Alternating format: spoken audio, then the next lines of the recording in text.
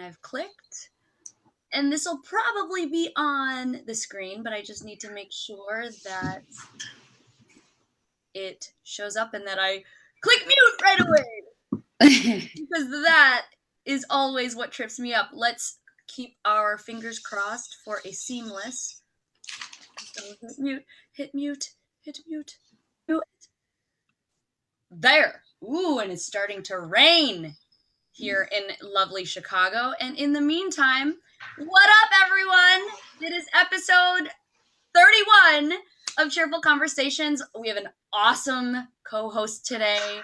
Awesome guest. We're going to have some fun conversations, and I can't wait to get started. So let me just see if I can go technology fail free on this intro, yo. All right, welcome to Cheerful Conversations.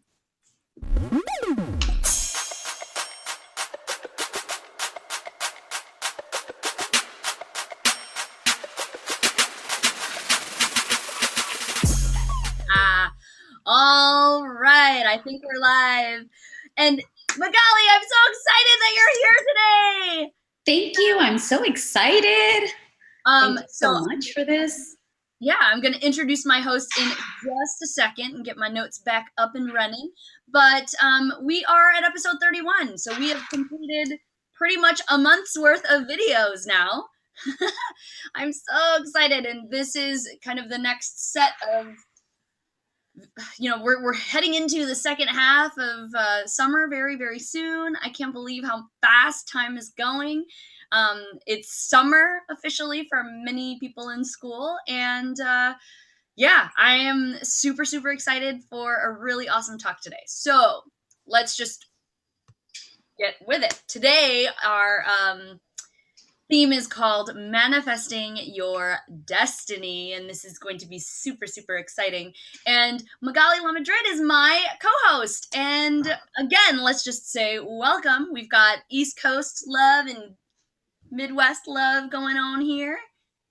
That's right. Thank you so much for inviting me here. I'm very excited to talk about this particular topic. Yes. And so just like we do in every show, Magali, why don't you tell everybody what it is that you do or who you are? I was talking to one of my clients today about how we always talk about what you do, but who you are is just as efficient too. So, and go. So who am I? I am a mom. I have my two kids. I have a 20-year-old girl that's in college, and I have an 11-year-old, soon to be 12-year-old boy. I'm a coach. I'm an energy/mindset coach and a healer. I empower and help the high-achieving boss women create energy mastery, create a conscious lifestyle through energy mastery. So I'm pretty much helping them getting in tune with their mind, body, and spirit so they can stress less, be in flow, and manifest what they desire. Yes. And manifestation is going to be the topic of today. And let's take a couple steps back and talk about how we met. So primarily, we both went to the same coach training school, which is, we've had so many other co-hosts from IPEC on the show as well. But Magali was probably one of the first people who I didn't go through class with, but that I bonded with. And I probably should have thought about this before we talked, because it actually has been a while since we talked, but we used to talk very, very frequently, right? Yes. Do you remember anything in particular about how we met? I mean, I think it was just the interactions that we had through the Facebook group. I think that there was a specific either post or some sort of topic that brought us together, and you know, we went to being accountability partners for quite a while, and we've just stayed in touch and supported each other throughout. You know, we got to see each other too. That one time was at 2017 when my book had just come out, and I did a talk out there, and so yeah, it's been crazy. But I don't know, do you remember anything in particular? I do. Actually, I was thinking about it before our call, before this. You're more prepared than I am then. I had to think about it because I do remember in particular, there was a post. I don't remember the exact post or the details, but I do remember it was some type of, I don't want to say coach shaming, but there was a particular topic that they were not happy about. And me and you were on the same board. Like we were like, yay, let people do what they want to do. And that's their journey and that's okay. And I think we were the only ones that supported whatever it was that the post was against, let's say. Yeah. So we were kind of like on the other side of the aisle. And of course, like in a coaching,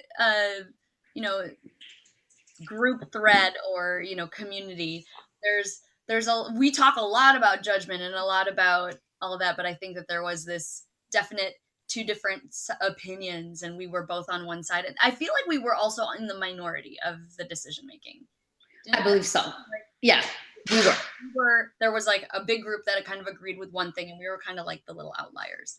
We were. And I think that's like a theme in my life.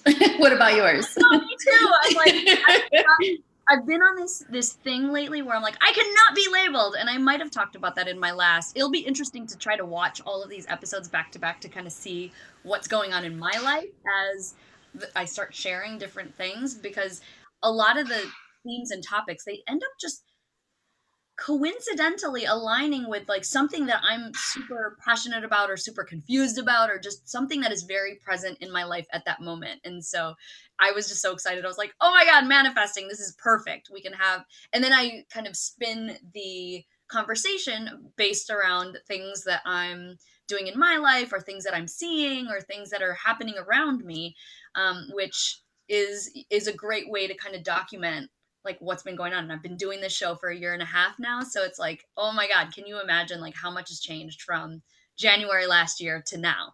So, wow. But anyways, so yes, so we were both coaches, and we both really have this great energetic exchange between each other. And I think one of the things that we were going to talk about is that I always looked at Magali as somebody who was a little bit more on the woo side, but and I'm coming from this like more logical side, but we're not like the extreme opposite, right? We're kind of like in the middle of those realms where like we kind of maybe are surrounded by each of those extremes, but we're not quite there. But there's something that like magnetically brings us together that creates this really awesome balance. And back in the day when work-life balance was like the jam and the thing that I was striving to achieve, and trying to define for people and all of that stuff, she was like the yin to my yang. Oh, look at me, I'm using all these I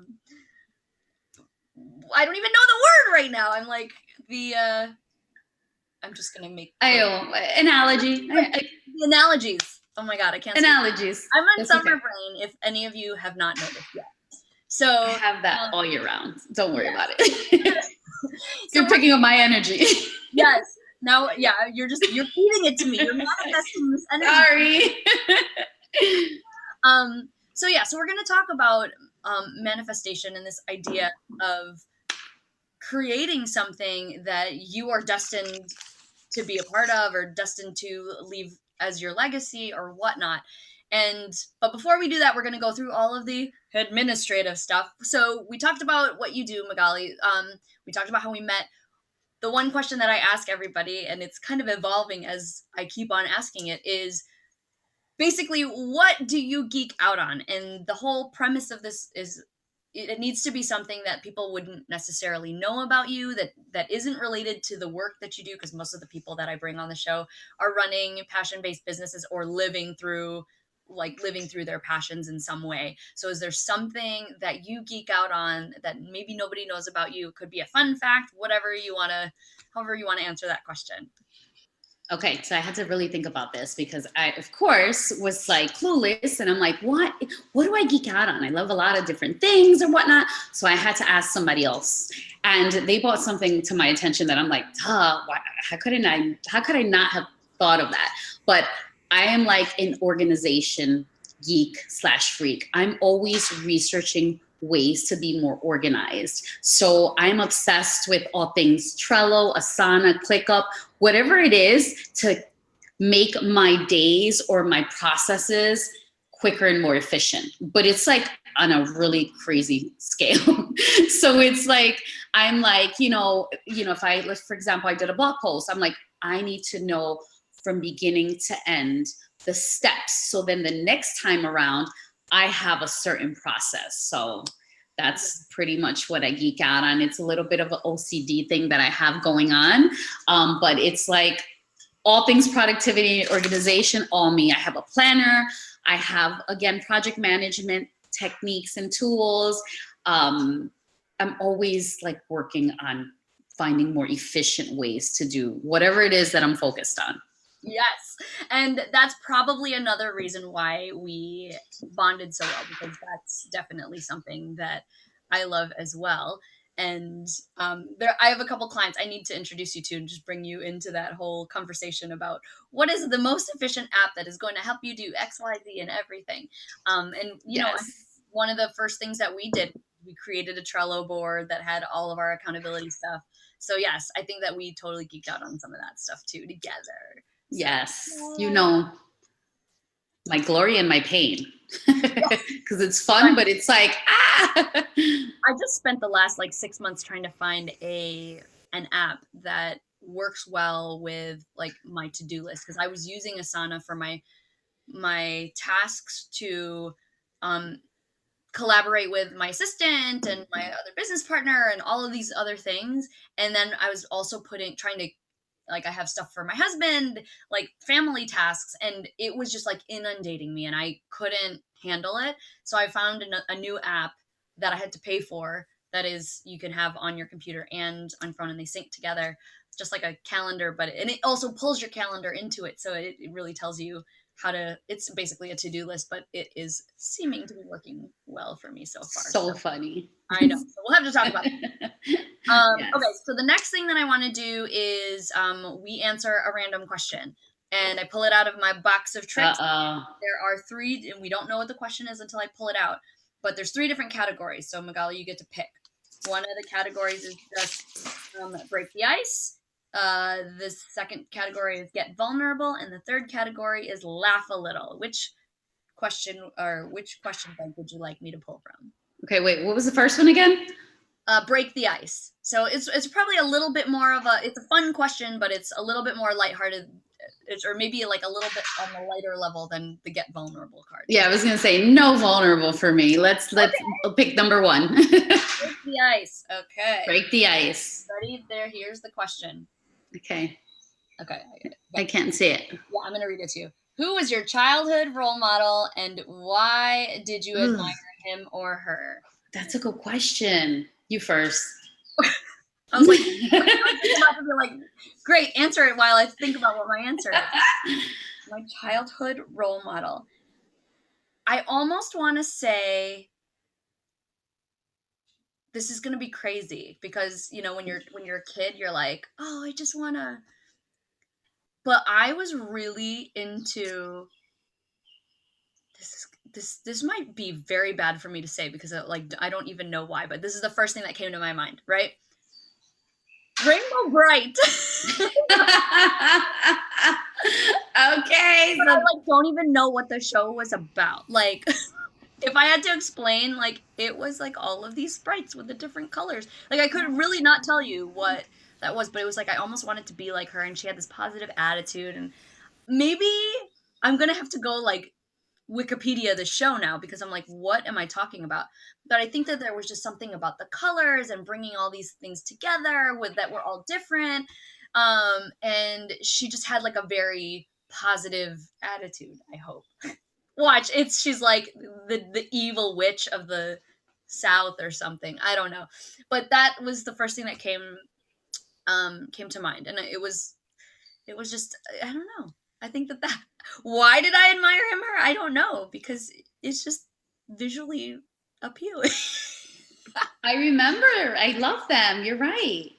Yeah. Now I want to go look it up. I'm going to look up. You're going to make me look it up. What were the adventures that, you know, and then there was the horse / it wasn't a unicorn, was it? I don't know. Well, I don't even know. It was a unicorn. About it, but it was a unicorn.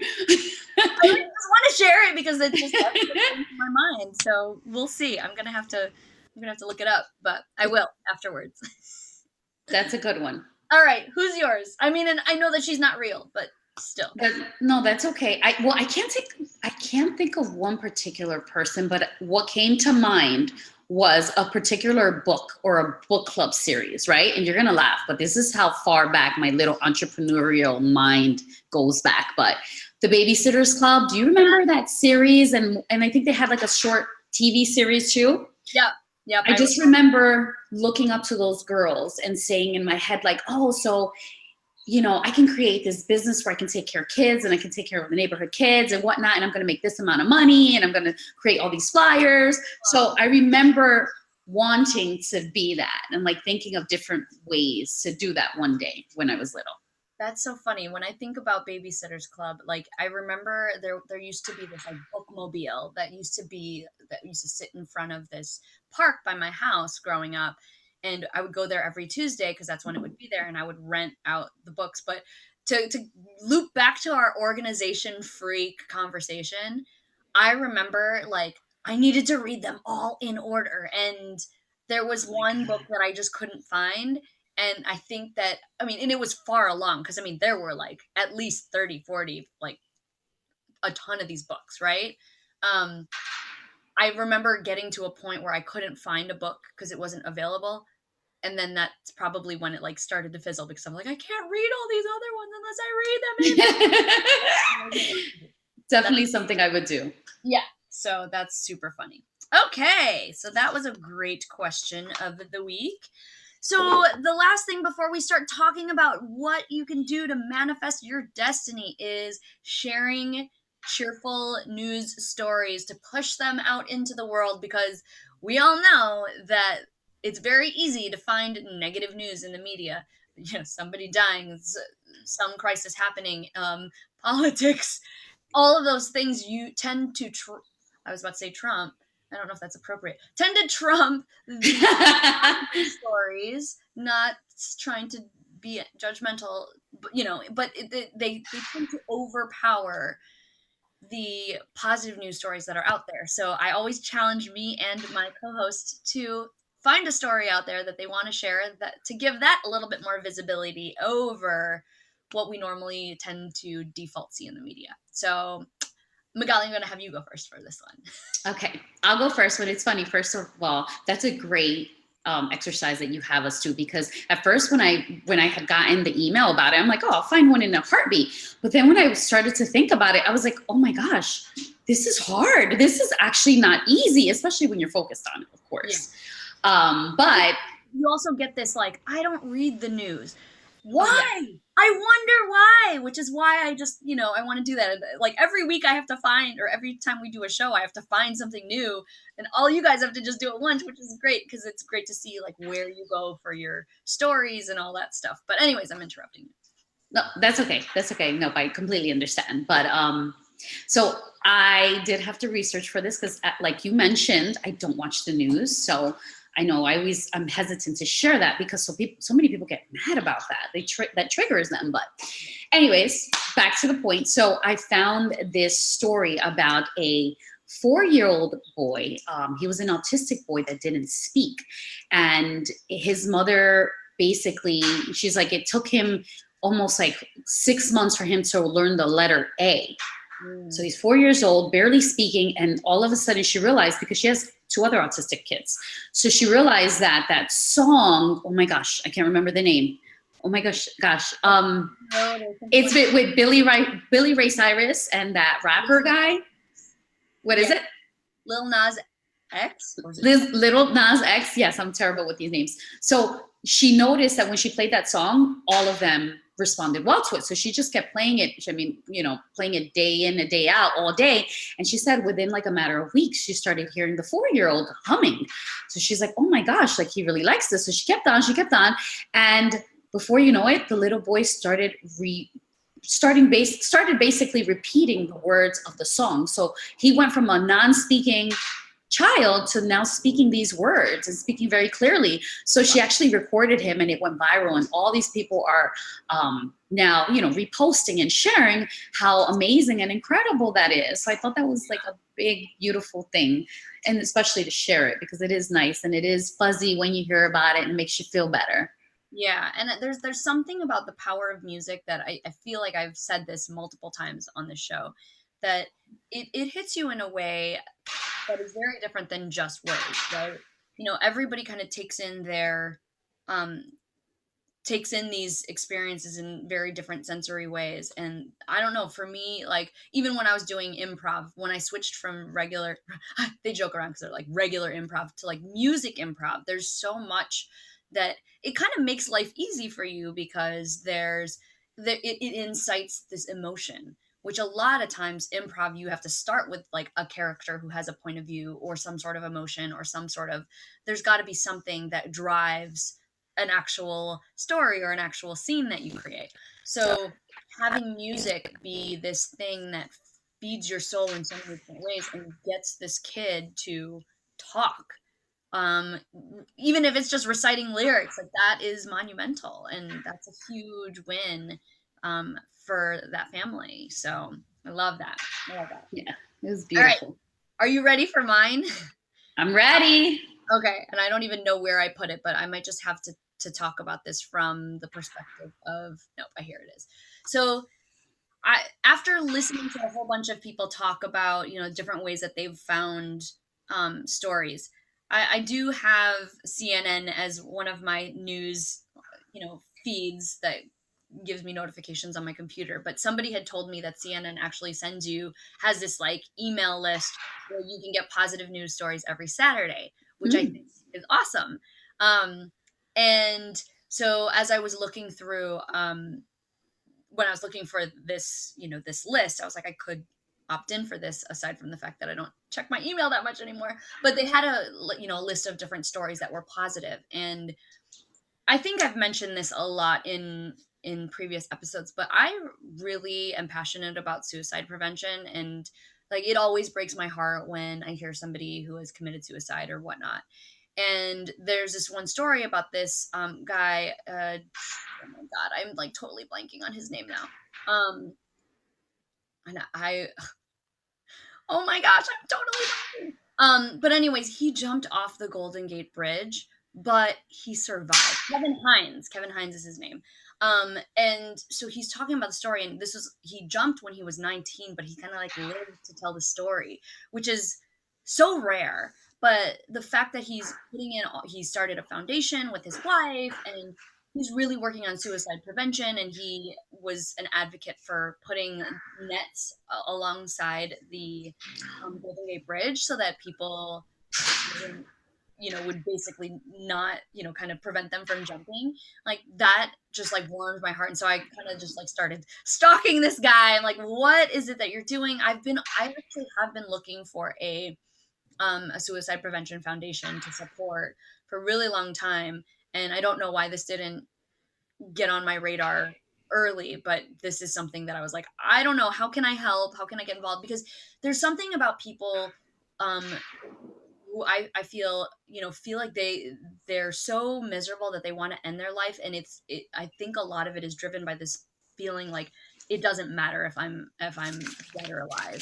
And I care so much about making sure that people see their own brilliance, that this just moved me to like the nth degree, because for somebody to be able to like live to tell the story of like why this is not the way to go is just so important. And they were talking about how like the suicide rate has increased like 30% over the last Oh my however many gosh. years. I'm so bad with data numbers, but I was like, oh my gosh, it's becoming a very prominent cause for life to end. And I want to figure out a way to make that stop through the happiness that I'm trying to permeate through the internet waves and all that stuff. So if you're watching this and you're even having any thoughts like you matter to me, like reach out to me. Let me be that listening ear, support system, whatever for you. So that was my positive news. That is beautiful. Yeah. So, but just the fact that he survived, and how he's doing all of these things to make sure that other people don't put themselves in that position. Because, sometimes you just don't know. And then when it's too late, Yeah. So, I can't imagine yeah. So being in his shoes. Yeah. it's crazy. So anyways, thank you so much for that. And now we can talk about manifesting your destiny. I love this topic. It's so great. So, I just wanted to start with, people talk a lot about manifestation. I feel like it can be seen as a buzzword for people in different situations. And we talked about how like you come from maybe a little bit more of a woo perspective than I do, and I come from this like used to be super logical, and I think I've been trying to bring myself to the center on this. But what does manifestation actually mean? Because I mean, for me, I try to think about like, you know, using the power of the mind to set an intention to create something almost maybe out of nothing. Like that's the first thing that comes to my mind, but I'm curious to see how my definition differs from yours. That's a great question. First of all, it is definitely a trending topic that everyone needs some type of clarification, because some people do think it's literally something falling on your lap. And I think that that's the biggest misconception, because it's not just things falling on your lap, first of all. And the explanation depends on who you're talking to. So I do come from both sides, where I come from a very logical side because, I have that OCD, I have that, I've gotten things done for a very long time. I've always been that person to make things happen, to take action. But I've also been drawn to the woo world since I've been a kid. So I feel like I'm that balance where I understand the spirit world, but I know how to play in the earth, the physical world, right? Yeah.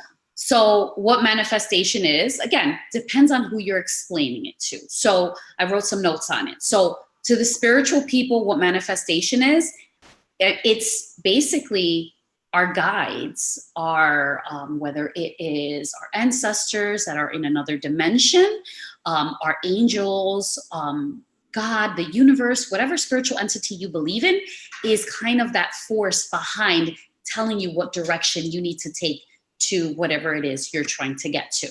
Mm-hmm. And it's just not anything. That's another thing. That's a whole nother topic. But there's that science to it, right? Where now our minds play a particular role in manifestation / law of attraction. So I'm going to bring up this particular word. I don't know if you're familiar with it, but it's called the reticular activating system.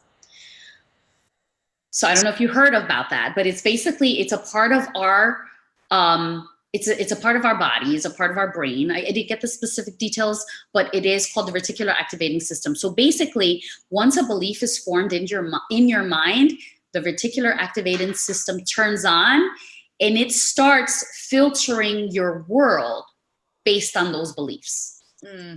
So kind of like, what our training, right? Like, the filters, that's the filter. So for example, you want to today focus on just, and this is such something that was actually an example that was given in one of those like law of attraction videos, but I'm going to give a basic example. Anyways, so let's say you're thinking about a particular car.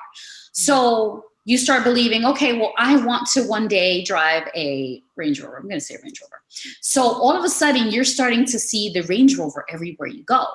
Well, hello, science says you believe you're going to get that. Your mind is going to filter all these different things, filter everything out and just make you find more proof of that. Yeah. So when we talk about manifestation, right? I want to manifest, for me, I'm really good at this, right? So I want to manifest a job. Let's just say a job. So I'll sit there and say, this is what I want. These are this is the figure that I want. This is the type of job I want. So I sit there and I really set my beliefs and my intentions on it. And for me, I believe that my spirits, my intuition guides me to different places or different things that are going to lead me to what I want. Right? And on a science level, the reticular activating system is going to filter out different things to make you just focus solely on that particular intention. Mm-hmm. Does that make sense? Yeah, totally 100% makes sense. And I mean, I love this because, I'm sitting here and trying to apply this to this nebulous thing that I feel like I've been sitting in for the last year, where it was like, I feel like I need to, I've always been an achiever. I'm like, okay, I can write a book. I can do all this stuff. I could X, Y, Z. But there has, every time I've done that, then I'm like, okay, now what? Like, what else can I try? And I'm getting closer and closer to this point where I'm like, I don't know if I just want to do that for the sake of saying I did this, right? Mm-hmm. But when I think about manifestation on this level of, I want to create something, but it doesn't have this clear path. But I know that, and I spent a lot of time trying to think about, what is it that, like, the legacy that I'm meant to leave behind. And when I think about all the things that I've done, there is this piece of me that loves to, bring light to almost like the common person, right? Because I feel like our society is very determined by, like, who you know and what you accomplish and how much money you make. And there's a lot of these, like, barriers that might be artificial in some senses to, like, true happiness, right? But I'm also starting to see, like, if I wanted to have a Wikipedia page that talked about me long after I was dead, saying this is what Apryl Schluter did, it was like, what if I was one of the pioneers of, shifting culture to a more positive one? Like, which is super, like, nebulous. Like, how the heck are you going to do that? And I could sit here and believe that, like, no, I'm going to get poo-pooed by all these negative people. Like, the negativity is too strong. I'm never going to, and then it would just continue to stay that way. But I'm in this place where I'm like, no, I think I could do this. I'm kind of afraid because I don't really know what that looks like. And everything that I've done in my life has had these tangible steps. But now all of a sudden I'm looking at this, and when I start talking about it, I start getting people who are like naysayers, and I'm like, that's interesting. Instead of, like, making me more afraid, I'm like, okay, that's nice that you think that, but it doesn't stop me. And so, like, now I've started to create this manifestation of, like, what is it that I want to do? And I had to try to find the right words to explain what that is. And I just finished that. New mission statement and all that stuff. But, like, now everything's starting to become clear. I'm kind of going through this, um, like, identity crisis of sorts. Like, how am I going to do this? Because I have been doing it on a one-on-one level, or, in small group settings with people I've worked with and all of that. But if I continue to do that, and I want to, it's going to limit, like, the impact that I can have on a bigger scale. And so, it's very interesting to see how, taking, like, believing that I could actually do this is actually pushing me more forward into, this area where I can do more of this work. But then there's also just the, I'm also just kind of submitting to the universe, my spirit, guides, whatever, to try to figure out, like, okay, where do I need to go? Where do I need to place myself? Which, how do I direct myself in that right direction? And so, like, I love how there's the dichotomy, is that even, like, the right word to use? The joining of those two things, where it's like almost this thing that is a little bit more woo that you can't really shape, but then it's also training yourself to believe certain things, right? Because if you just say, like, no, I'm not, like, that's never going to happen. And, sometimes we all get into our own fears every once in a while. But if you believe that you are not cut out to do something, you're probably not going to do that thing, right? Because you are letting yourself get in your own way. And so, yeah, that was a long-winded answer to, like, does what you just said make sense? But you would know that that's, like, how I do things anyway. So, I mean, I think there is, I have to take some of these definitions sometimes and, like, impose them onto my own self to think, does that make sense? And I am just it's so interesting because I don't think you can do it without both sides. So let's go back to this idea of, like, people who are super logical. A lot of people who tend to follow me, like, they don't even, like, believe in the coaching stuff, which is crazy to me. But to each their own. I didn't know what coaching was before. So if you were to just give those logical people this, like, it is your spirits and your guides and all of that stuff, I mean, where would that conversation go even? Well, no, that's the thing. So let's just take your particular example, right? You set this intention that you want to grow bigger on a larger scale where, what I'm hearing from you, right? The coach, what I'm hearing from you is you want to, create this legacy of who you were and what you created on such a larger scale. You set that intention, right? And the go-getter you keeps going. You don't know what that looks like, well, all of a sudden you're making some different, what I'm hearing from you is you're doing some different things. You're changing your mission statement. You're doing some, you're just operating differently. You don't understand where it's coming from, but you're doing it, right? Yeah. I don't necessarily know, like, is this where I'm gonna go, right? But this is the thing. So the woo side is like, okay, the spiritual side, I'm kind of trying to stay away from woo because the world is using that. So I'm like, the rebel in me is like, I'm not using that word. Yeah. Okay. But anyway, so you're being intuitively guided to go this particular route. It doesn't make sense. You don't know what that looks like, but you're being pushed. So science in me says that's your reticular activating system is pretty much creating this reality based on the beliefs that you're giving yourself. Like, yes, I can achieve that larger scale. So now what am I going to do going forward to achieve that larger scale? So now it's like, okay, we're going to filter out all these opportunities so she can put herself in front of these different opportunities, these different than what it was before. On the spiritual side, it's like, hey, that's your guide. Pay attention, listen, just trust it, So it depends on the audience, right? I mean, I think I have a good balance of the two, and the OCD me wanted to figure out how to talk to the different demographics, and that's basically what it is. It's science and spirituality, right? And then we talk about the people with the blocks that aren't doing and aren't moving forward or getting what they want. Well, we're going to take it back to your example.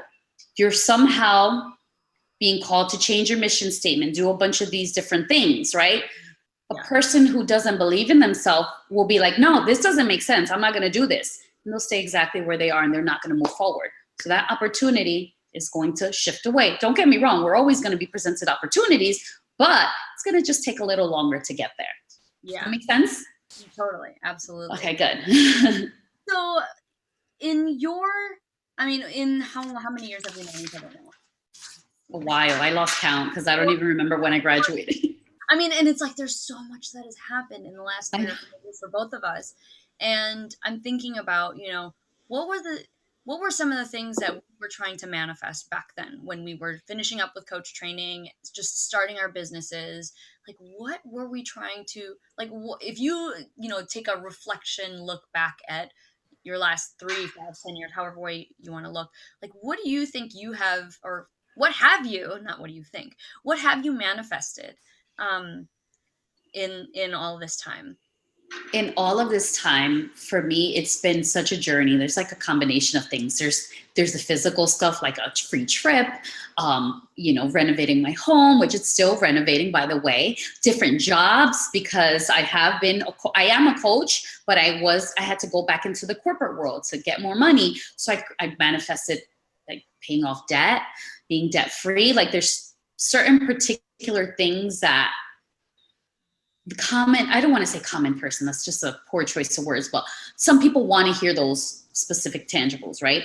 Yeah. But for me, the most important thing has been peace in my life and abundance and feeling this gratitude, this immense gratitude that I have on a consistent basis where I'm okay where I'm at. And it's crazy because one day I can decide to say, I don't want to do this anymore. I want to do something else. And I know that I can do that. And I think for me, that's more powerful. And now, from when we started to now, it's funny because I did like a 360 in my niche.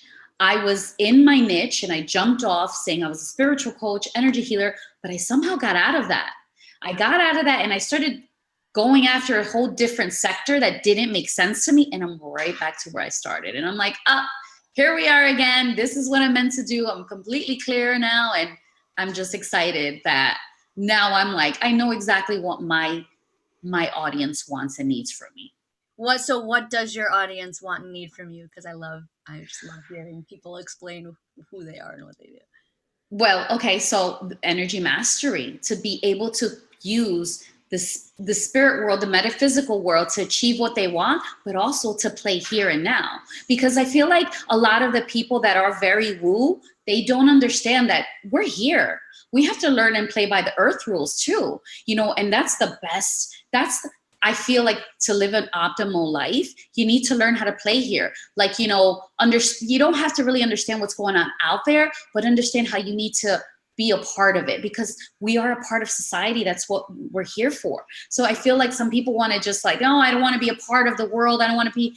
a part of what's going on, but no, like this is, we created this world for a reason. We need to learn how to play with it and shift it by leading by example. Yeah.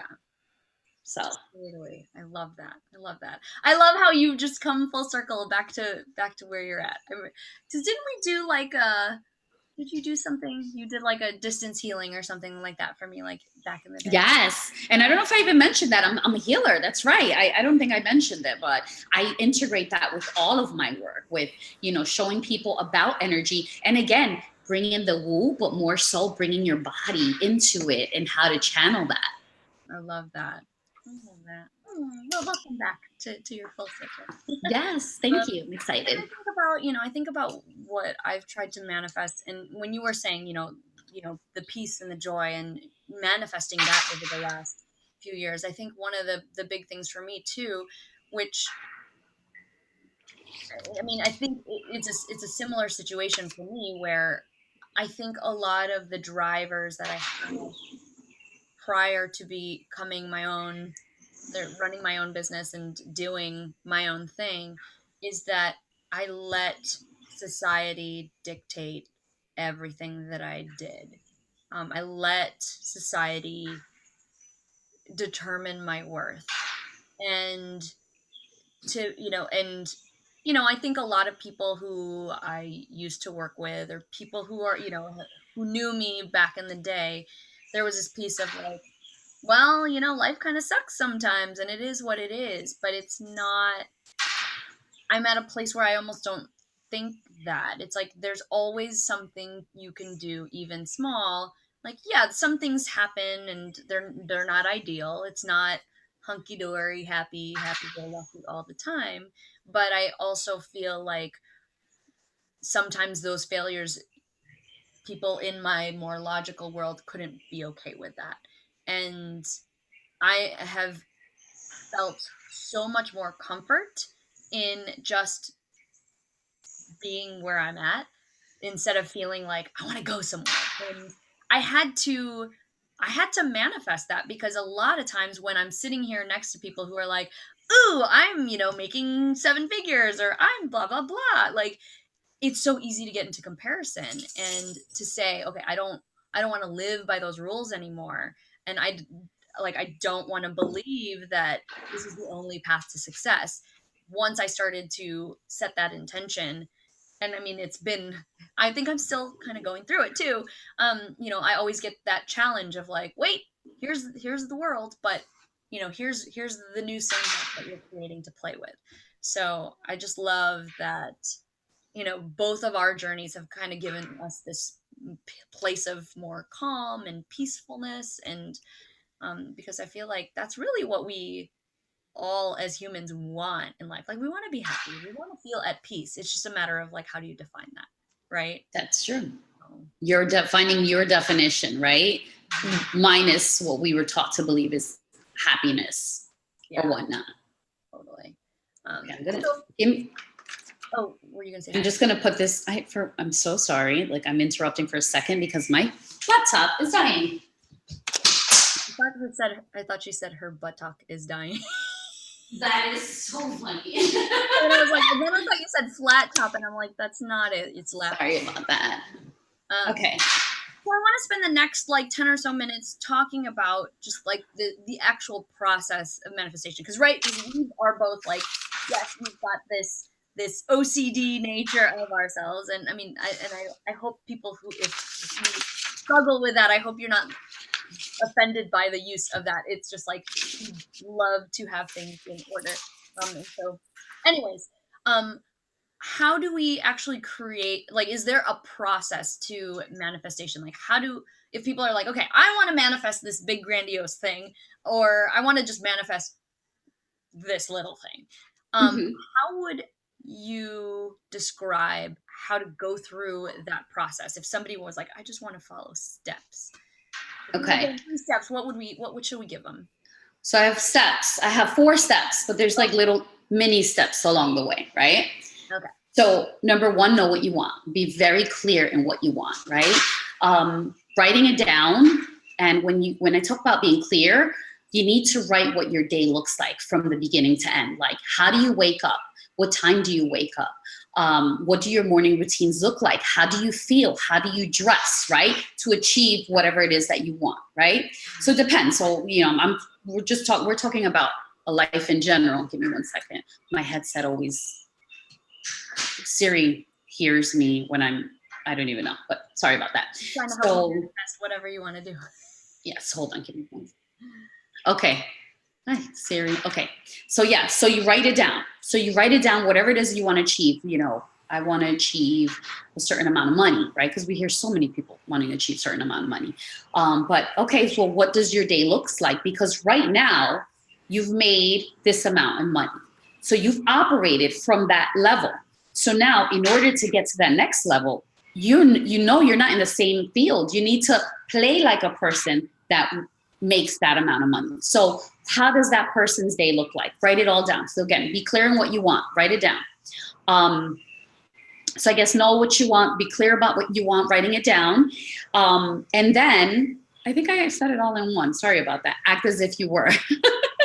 So whatever you wrote, okay, so I'm sorry. Back to steps. Know what you want. Get clear on what you want. Write it down. Is that step 2? Step 2, write it down. Sorry about that. Step 3, act as if you're there. Act as if you're there. Act as if you're there. Do things differently. I guess I explained it. That's what I was doing. I was getting caught up in the explanation.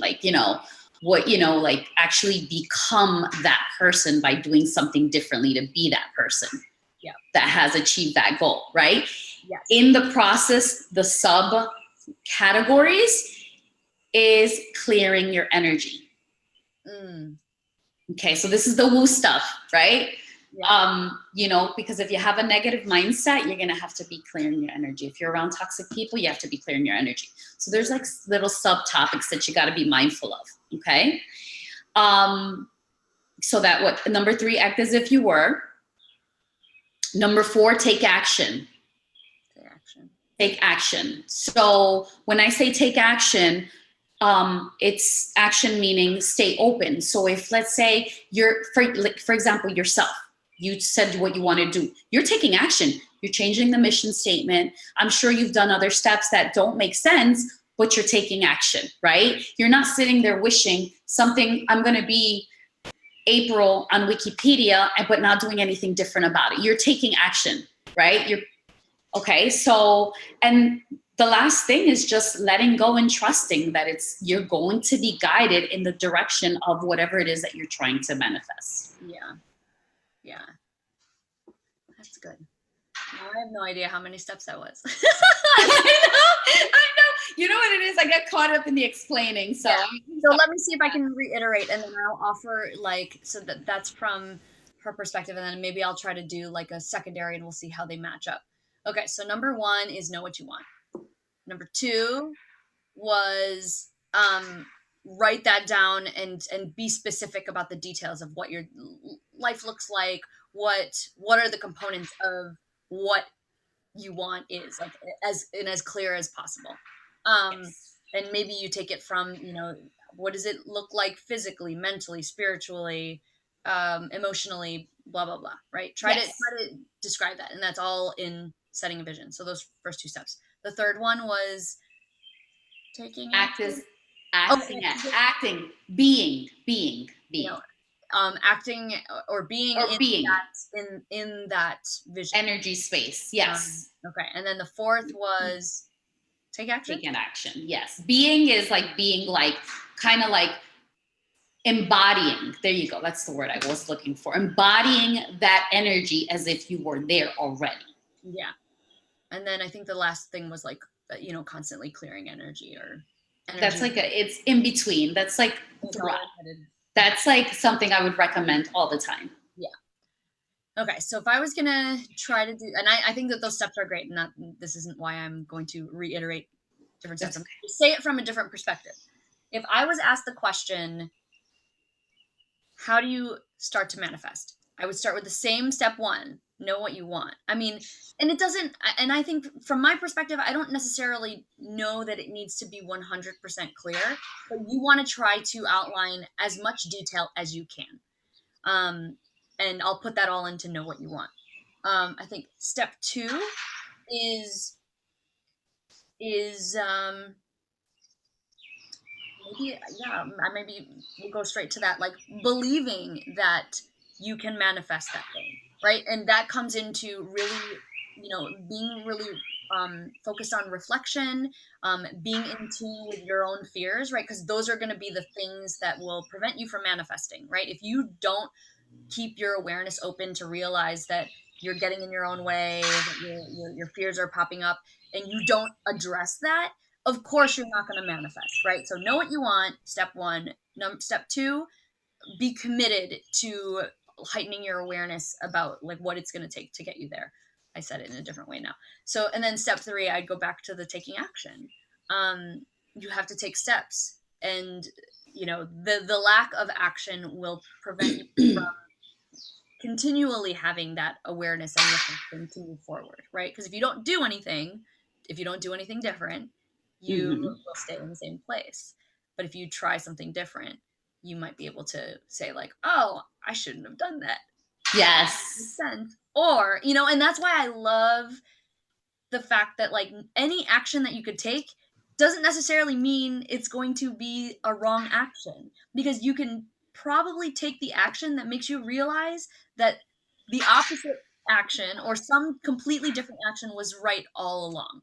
It's that whole awareness building. So I think, yeah. Yes. So I think that'll be how I condense your steps, because I think it is definitely in the same realm of that. But yeah. So I just want to add something. I think when you write it down, you're not writing the steps to get there. You're just writing as if you are there, and letting it, the way you get there is you leave it up. You stay open, like you said, you stay completely open, because that path, it's different. You might think it's one way and you're being led somewhere else. So just knowing that outcome is going to be for you is enough.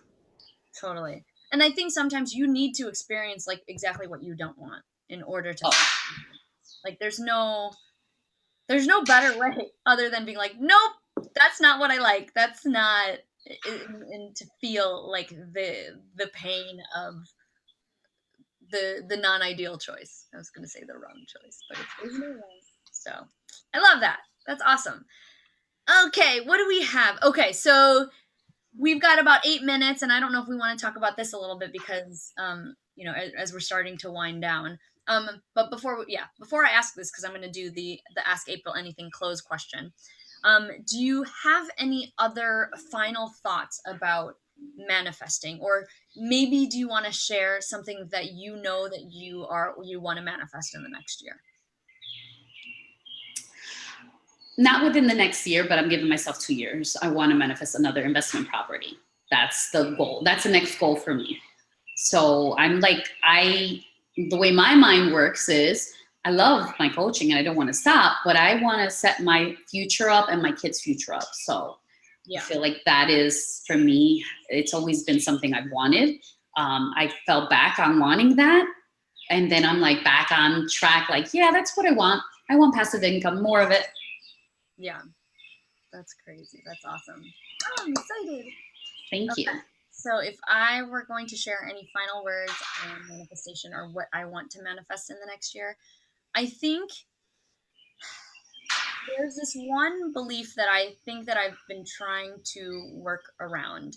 And it's this idea of, because it's again, the conflict between what our world, and maybe this is just American culture, sees as like success, and what I want people to see as success. I almost want to create something, and this is kind of crazy because I'm like playing the culture game, but like people pay attention to things because they're viral, or it's because somebody gives them that voice, and I feel like, and maybe this isn't in the next year, but I feel like I want to create something that is going to get attention on a level that, manifest something that's going to create attention on a level that is maybe on the viral spectrum, but is not done in the way that, from what I know, or what I know about certain things that happen in media and whatnot, things that you might have to do to get that visibility. I want to try to do it in a way that is different but authentic to my personality. So that's what I'm trying to manifest, where it's like, oh, I created this thing and I don't even know what it's going to be yet, but it's going to be the thing that is going to be like, oh my God, look at what this girl's doing. So yeah, we'll see if I can do that. Or I will believe that I can do that. You believe you can, yes. Pay attention to the early morning ideas. That's when my intuition hits the strongest.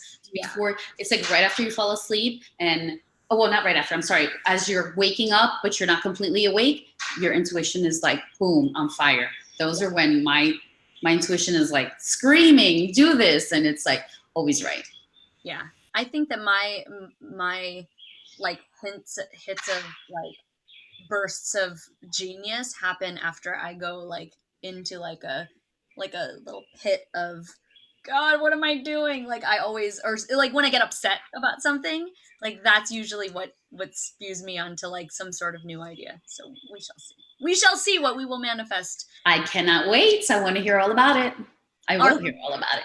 Yes. So before we close, there's one question that I pull from my audience that I like to wrap up with, just because it's a great question to ponder and people are wanting to know it from me anyways, and I get two different perspectives when I ask this question on the show. So because we are such, people who love the organization and whatnot, the question that I pulled for us is, how do you juggle everything and still manage to have time for you?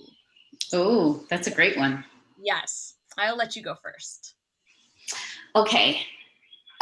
The first thing that comes up, because that has been a struggle. I mean, we're moms. I think as I tell every mom, guilt comes with the territory. As soon as you have a kid, just remember you're going to have guilt. So yeah. I think I manage everything being easy on myself and like being very nurturing and just telling myself like, hey, you're a great mom. And that's it. Because for me, my biggest value is my family. So, I mean, I love my business. I love everything that I do, but family is always number one. So when I want me time, it's like, you're a great mom. They want you to have your me time. So it's like, okay, I'm having my me time. Yeah, absolutely. When I was thinking about this question, I think that one of the things that needs to happen in order for you to be able to like juggle stuff and still like and also create some time and space for you is that, one, you have to get really real and honest with yourself that you can't do everything. Like it is complete boundaries conversation. You can't make time for yourself, number two, if you don't make yourself a priority. And I think what a lot of people, because I think I was in this conversation about self-care and like people are triggered by that word, and I'm such an advocate for it because I never used to do it. Like I used to be on that opposite end, like whatever, self-care, like I've got so much work to do, I don't have time for that.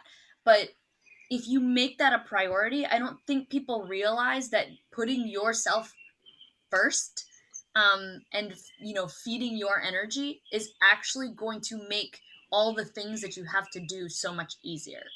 So it's, I don't even know what I said already, but I think there's that piece of really, really acknowledging that you can't do it all. You need to figure out different ways that you can delegate, different things that you can do, so that it doesn't fall on your shoulders. And I think it is the guilt management. You need to understand that you need to change your mindset around the things that you're feeling bad about doing. Yes, my family is my first and foremost priority as well, but I also know that I won't show up for my family in the best way if I'm resentful that I don't get me time. And I didn't realize this until way later. So I think that if you want to juggle a lot of things, you need to get real about what you physically are doing yourself and what you're going to delegate out. And then also just acknowledge that, like, if you're going to juggle a lot of things, they better be the right things. They need to be things that fill your cup.